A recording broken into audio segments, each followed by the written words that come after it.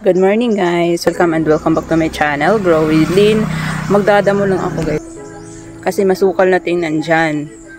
Magkahalo na yung succulents at saka yung mga damo. Yan yung rice hull kasi na ginamit. Yan yung rice hull na hindi galing sa gilingan ng palay. Kaya maraming tumubo na mga damo-damo. So magdadamo lang naman ako. Mga bagong tanim ko to guys eh. Si Flambeau, mga 2 months na ata to. 2 months or magto 2 months pa lang. Okay naman itong ginamit ko na soil sa kanila. Pero marami lang talagang tumubo na damo.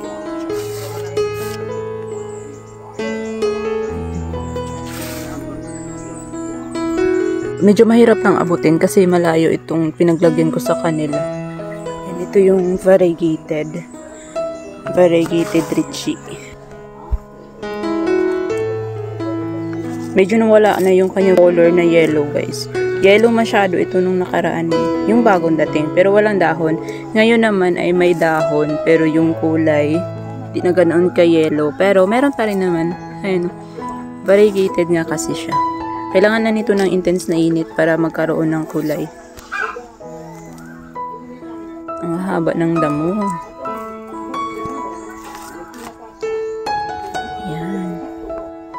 Ang bilis lumaki nito. Nilagay ko to dito kasi mas ano yung init dito, mas matapang, Pero wala masyadong araw kasi ngayon. Pero nagkakaroon din ng kulay ito guys, oh. Yan. Uminit-init na rin kasi.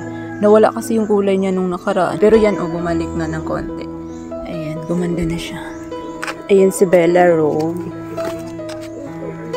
Galing ito kay Succulent de Amore.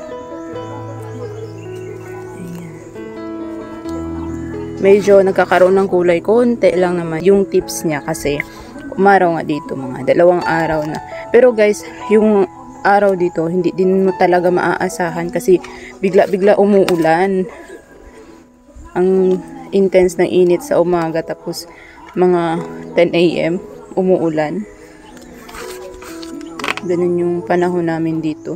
Ngayon naman ay maganda naman yung panahon pero hindi mo pa rin mahuhulaan kasi baka mamaya niyan umuulan na naman. Ayan.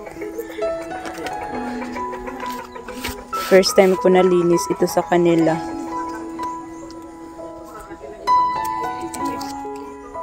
60 60 pesos si Bella Rogue. Lapitin ng fungus si Bella Rogue guys. Na-sprayhan na kasi ito ng fungicide kaya medyo nawala na yung mga spots niya dyan sa gitna. Yung mga bagong tubo niya na dahon. Pero ito yung mga luma oh. Ayan. May mga black na ganyan. Kasi mga fungus yan. Pero gustong gusto ko talaga siya dahil sa mga lines na ganyan sa kanyang dahon. Yung mga gusto ko yung mga ganyan na succulents guys eh. Ayan. Hindi ko pa dito nalagyan ng ID guys. Galing ito kay Ma'am Jean Sabado ba yun? Siguro kailangan ko magbigay ng time para malagyan ng mga ID itong mga to.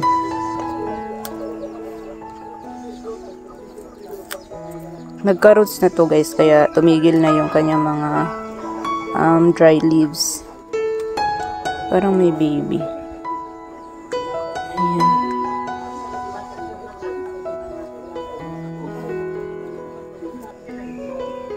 Maganda sana to pag stress.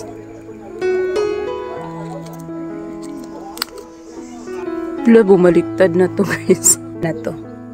Murasaki ata to guys. Baliktarin ko na lang para bumaon yung kanyang roots.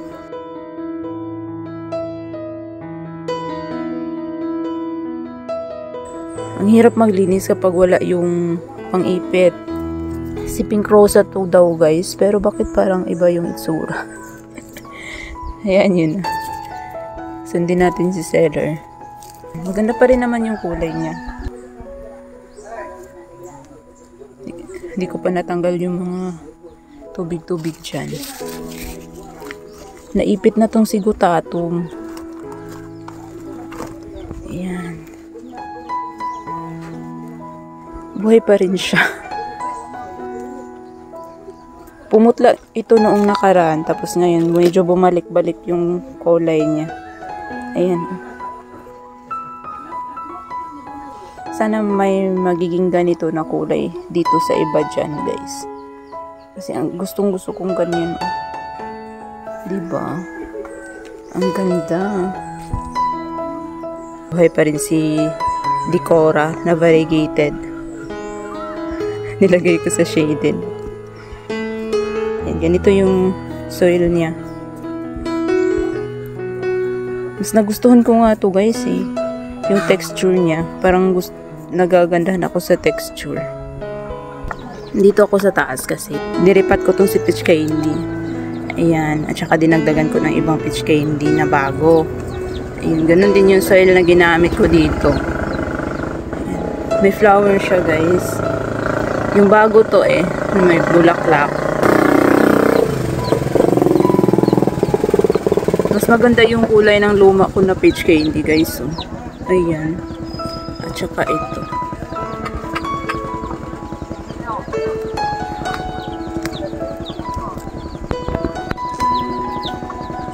May millibug siya guys. Itong flower ang kinain ng millibugs. Meron pa rin. Ito ang daming millibugs niya. Grabe. Ang dami na millibugs oh. Linisan na rin natin ito ng mga dry leaves. Baka maubos na to ng millibugs. May pang spray na ako sa kanya pero hindi ko pa na-spray yun. Baka mamayang hapon.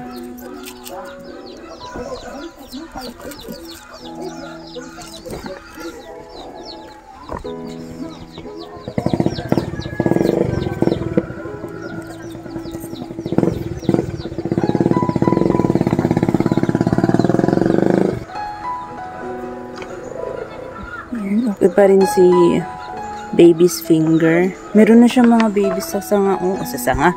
Diyan sa stem niya. Sanga is stem, diba? In English lang. Yan. Natanggal to. Meron na siya na marami. Yan.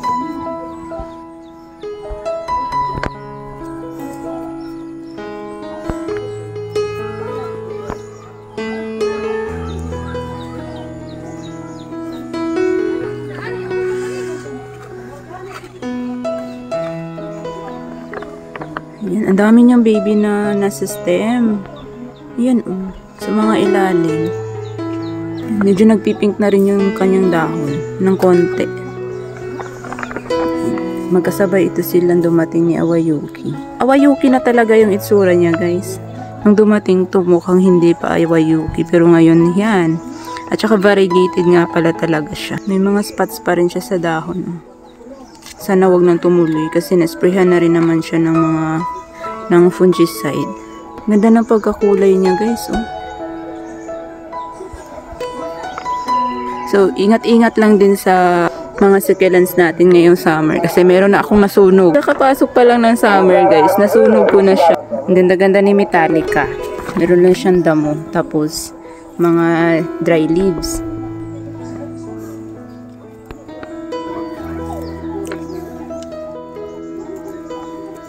Sana mabuhay ko na itong Metallica ko na to guys. Sinadya ko na to na lash bilhin talaga. Para mag-survive siya. Sana mag-variegate din yung crested form niya. Ayan. Para putulin ko na dito. Ito yung pinakaluma ko na marble gold. Yan na lang yung natira talaga guys. Nilipat ko na siya sa maliit na pot. Para mapalitan na rin ng soil. Meron pa rin siyang mga ganito-ganito. Hintay ko lang na magmukad ka dito. Ang bilis nitong matuyo. Semerin to guys eh. Pumangit. At saka hindi masyadong lumaki. Pero andyan pa rin yung kulay. Ayan oh. Ayan. Yung Freeney seller. Andyan pa rin yung millibugs ni PVN. Pero lumaki naman yung baby niya. Pero kailangan niyang tanggalin talaga yung millibugs guys. Kasi baka mapatay niya yung buong plant na yan. Ito yung Laon Cross Swan. Swan Cross Laon. Ito ba yun? Yan siya. Mashi ito nung dumating. Napakalaking plant nito tapos nagbashi. Kaya lumiit. Pero ngayon mukhang masigla na naman siya. So sana lumaki siya. So yun lang for today's video guys. Nagdamo lang ako kasi masukal na doon talaga. Yan. Para gumanda sila. So that was it for today's video. See you in the next one. Keep growing.